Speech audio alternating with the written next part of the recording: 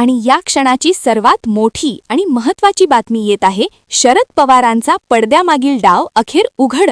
वस्ताद वस्ताद वस्ताद. शरद पवार म्हणजे राजकारणातील गेम चेंजर. दाखवायचं एक आणि पडद्यामागे करायचे एक, ही पवार साहेबांची पहिल्यापासून खेळी.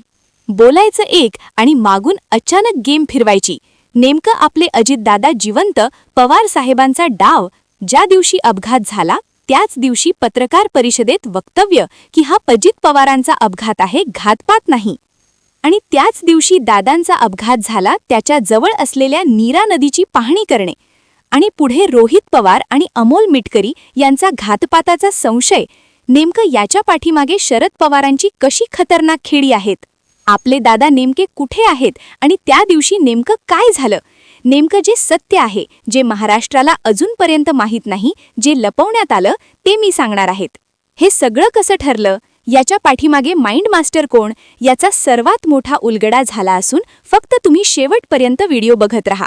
कारण की व्हिडिओच्या शेवटी पवार साहेबांनी कसे डाव टाकले आणि पडद्यामागे काय शिस्तय, महाराष्ट्रात कोणता मोठा भूकंप होणार, याची सर्वात मोठी राजकीय चाल आपण व्हिडिओच्या शेवट तुम्हाला सांगणार आहेत. त्यामुळे तुम्हाला पूर्ण हा व्हिडिओ शेवटपर्यंत बघावाच लागेल.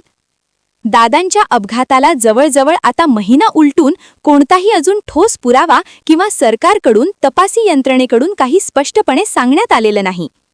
विमान कंपनीला काही कार्यकर्त्यांनी दादांचे सीसीटीव्ही फुटेज मागितले, तेही कंपनीने देण्यास नकार दिला.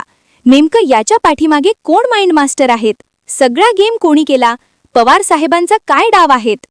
याचा सर्वात मोठा उलगडा आपण केला आहे. पवार साहेबांचा हा खतरनाक डाव ऐकून तुम्ही सुद्धा म्हणणार की याला म्हणतात राजकारणातील बादशहा. कारण की रोहित पवारांना फक्त शरद पवारांनी पुढे केला आहे. आणि रोहित पवारांच्या पाठीमागून कशा प्रकारे राजकारणाचे डाव चालले, याचा सर्वात मोठा उलगडा आपण या व्हिडिओतून केला आहे. हे ऐकून तुम्हालाही आश्चर्याचा धक्का बसेल.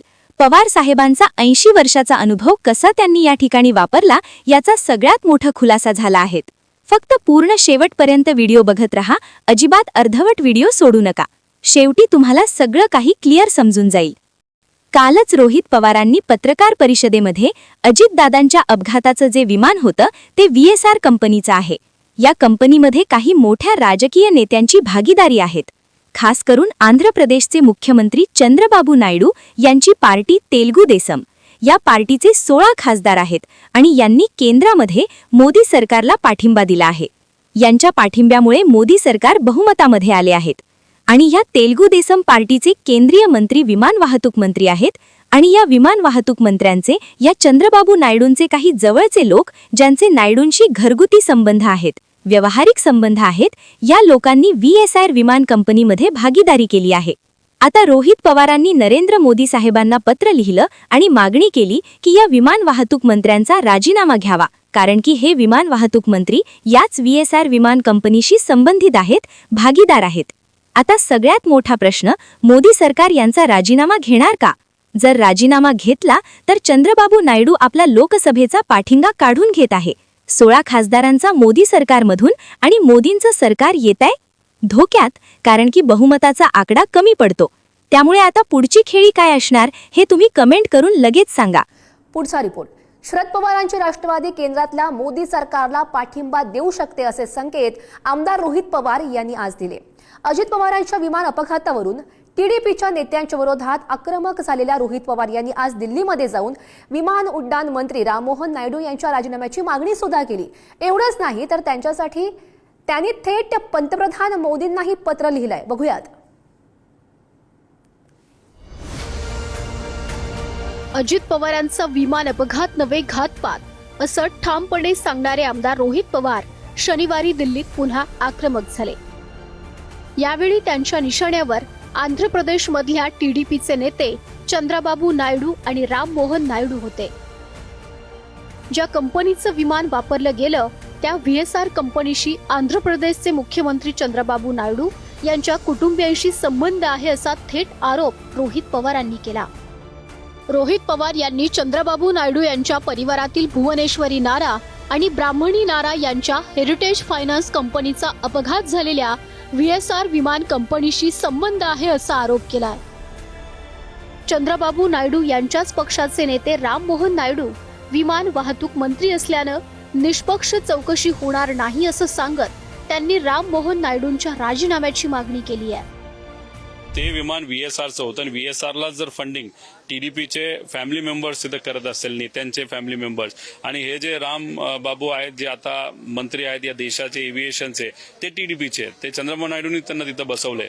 आणि मग चंद्रबाबू नायडूंच्या फॅमिली मेंबरचं रिलेशन पर्सनल पण, कारण का लग्नाला रोहित सिंग हा जो VSRचा डायरेक्टर आहे त्याच्या लग्नाला चंद्रबाबू नायडूच्या फॅमिलीचे लोक गेले होते, आम्हाला कळले, आणि फंडिंग सुद्धा केलं. म्हणजे आर्थिक व्यवहार पण आहे आणि व्यक्तिगत रिलेशन सुद्धा आहे.